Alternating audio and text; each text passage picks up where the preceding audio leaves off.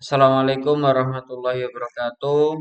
Perkenalkan saya Ibnu Habibvianto, NRP 0822040040 dari program studi D4 Teknik Perpip 4B. Di sini saya akan menjelaskan mengenai oscillating flow path untuk 3 silinder. Langsung saja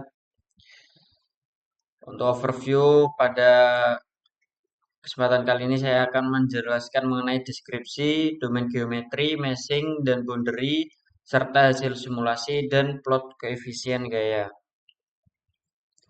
Deskripsi, pemodelan oscillating flow path melewati 3 silinder ini merupakan studi dalam dinamika fluida yang bertujuan untuk memahami interaksi antara aliran fluida yang berosilasi dan beberapa silinder yang ditempatkan dalam posisi tertentu. Atau dalam kata lain, aliran fluida yang melewati silinder dengan arah bolak-balik untuk kasus pada kali ini dengan 3 silinder dan menggunakan software utama yaitu Salome, OpenFOAM, serta ParaView. Serta pemodelan ini memiliki beragam aplikasi praktis terutama dalam bidang teknik dan desain seperti untuk pondasi offshore platform serta pondasi jembatan. Nah, dalam desain jembatan, model ini digunakan untuk mengantisipasi efek angin berosilasi pada kabel dan struktur jembatan, sehingga mengurangi risiko kerusakan akibat resonansi atau osilasi yang tidak diinginkan. Nah, untuk di bidang kelautan, pemodelan ini memahami gaya yang bekerja pada platform lepas pantai akibat gelombang laut. Yang penting untuk memastikan stabilitas dan keamanan struktur di tengah laut. Dengan memahami interaksi aliran fluida ini dengan fluida yang berosilasi dengan struktur, insinyur dapat merancang sistem yang lebih efisien dan aman. Nah, kemudian domain geometri pada kasus ini yaitu tertera pada layar ya. Di sini dengan beberapa ketentuan dan ada keterangan yaitu A untuk amplitudo kecepatan aliran bolak-balik, D untuk diameter silinder, R radius atau jarak pusat silinder dengan pusat koordinat, L level shift kecepatan aliran bolak-balik, S skala kecepatan aliran bolak-balik, O untuk aliran arah sumbu X dan W kecepatan aliran arah sumbu Z, alpha untuk sudut silinder ke satu dengan sumbu Z, dan di sini ada yang keluar frekuensi kecepatan aliran bolak-balik. Nah, kemudian untuk domain geometri permasalahan yang digunakan di sini menggunakan geometri kotak dengan dimensi 30 kali 30 kali 1 yang di tengahnya terdapat silinder. Silinder ini berada di pusat dengan diameter yaitu 1. Berikut ini merupakan ilustrasi geometrinya yang dibuat menggunakan software Salome. Nah, kemudian untuk inspection mean distance-nya di sini menunjukkan ukuran dari pusat koordinat dengan silinder. Dengan ukuran di sini yaitu 1,75. Kemudian ada inspection angle yaitu merupakan jarak sudut antar silinder dengan sumbu Z, dan di sini jarak antara jarak sudut silinder dengan silinder yang lainnya. Di sini terdapat 45 derajat untuk silinder dengan sumbu Z dan 120 untuk silinder dengan silinder yang lainnya. Nah, kemudian masuk di mesh. Mesh yang saya gunakan bentuk meshnya yaitu prisma dengan ukuran pada submesh yaitu max-nya yaitu 0,5 dan min-nya yaitu 0,1 serta local size-nya yaitu 0,005. Kemudian di sini terdapat mesh information, yang mana elemen total yang terdata yaitu 152.989 dengan node yaitu 50.990. Nah, kemudian di sini ada kondisi batas yang akan digunakan nantinya. Kondisi batas dengan untuk saat komputasi dalam software OpenFOAM. Di sini pada folder 0 ya, pada P itu menggunakan untuk silinder 1, 2, 3 top bottom serta inletnya menggunakan zero gradient serta outletnya yaitu fixed value. Untuk front and back menggunakan MT tipenya. Nah, kemudian untuk file U-nya di sini menggunakan tipe untuk inletnya yaitu tipe uniform fixed value serta silinder 1, 2, dan 3-nya no slip dan outlet top dan bottomnya zero gradient serta front and backnya empty. Kemudian untuk transfer properties di sini yaitu untuk menunjukkan nilai dari new atau Reynolds number-nya yaitu 0,01.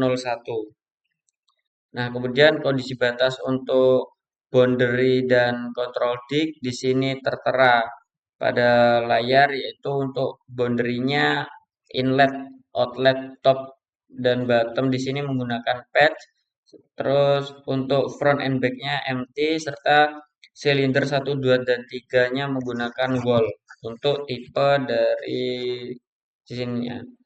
Kemudian untuk control dict di sini control dict atau kontrol simulasi di sini menggunakan start tab 0 dan end time-nya menggunakan 50 serta delta T yang digunakan yaitu 0,005 serta break interval 0,05.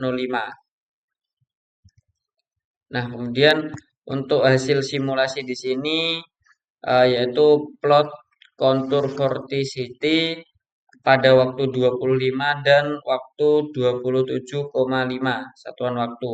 Pada waktu 25, kontur vorticity ini menunjukkan distribusi putaran fluida di sekitar silinder. Vorticity tinggi di sini umumnya terjadi di dekat permukaan silinder yang mana aliran fluida mengalami perubahan arah yang tajam. Kemudian pada waktu 27,5 di sini distribusi Forsity menunjukkan perkembangan lebih lanjut dari pola vortex shading yang sudah terbentuk pada waktu sebelumnya yaitu 25. Kemudian plot di sini ada animasi dapat dilihat yaitu uh, aliran berosilasi bolak-balik. Nah, kemudian ada plot dari kontur tekanan yang mana plot kontur tekanan ini menunjukkan distribusi tekanan di sekitar silinder. Biasanya terjadi di depan silinder, sementara tekanan rendah terjadi di daerah wake atau di belakang silinder. Nah, di sini yang menunjukkan di waktu 25 dan 27,5, yang mana di waktu 27,5 sini menunjukkan perubahan yang disebabkan perubahan vortex dan interaksi antar silinder. Seperti itu. Nah, kemudian di sini ada plot koefisien gaya pada force koefisien 1 di sini untuk yang koefisien lift pada silinder yang pertama mengalami gaya lift yang signifikan dengan variasi periodik yang besar serta memiliki amplitudo CL paling besar karena terkena aliran langsung tanpa gangguan. Nah, untuk silinder 1 juga pada plot drag koefisien terhadap waktunya pada silinder pertama ini juga mengalami gaya drag terbesar dengan variasi periodik yang signifikan serta amplitudo CD-nya paling besar karena terkena aliran langsung. Seperti itu. Next. Oke, lalu untuk silinder force coefficient yang kedua pada plot yang kedua ini dipengaruhi oleh wake dari silinder yang pertama tadi dan memiliki variasi CL lebih kompleks dengan amplitudo yang lebih rendah daripada silinder pertama. Kemudian juga pada koefisien drag di sini dipengaruhi wake dari silinder yang pertama sehingga variasi dari koefisien drag ini lebih kompleks dengan amplitudo yang lebih rendah dibandingkan silinder yang pertama. Kemudian pada force koefisien yang ketiga di sini menunjukkan eh, koefisien drag yang dipengaruhi wake dari kedua silinder di depannya tadi sehingga memiliki variasi CT yang sangat kompleks dengan amplitudo terkecil dan juga pada force koefisien yang ketiga ini pada koefisien lift ini juga sangat kompleks dengan amplitudo yang terkecil seperti itu.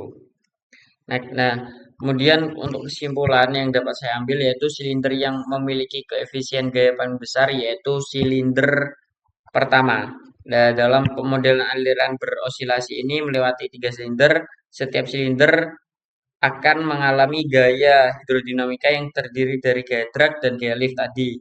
Gaya drag bekerja sejajar dengan arah aliran yang disebabkan oleh viskositas fluida dan tekanan pada permukaan silinder.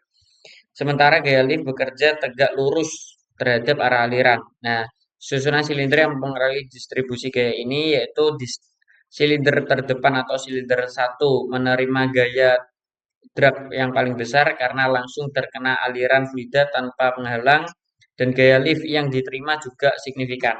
Silinder kedua menerima gaya drag yang lebih kecil daripada silinder yang pertama. Begitu juga silinder yang ketiga lebih kecil daripada silinder yang sebelumnya. Nah, secara keseluruhan silinder terdepan mengalami gaya drag dan lift terbesar, diikuti oleh silinder kedua dan silinder ketiga menerima silinder ketiga menerima gaya yang terkecil.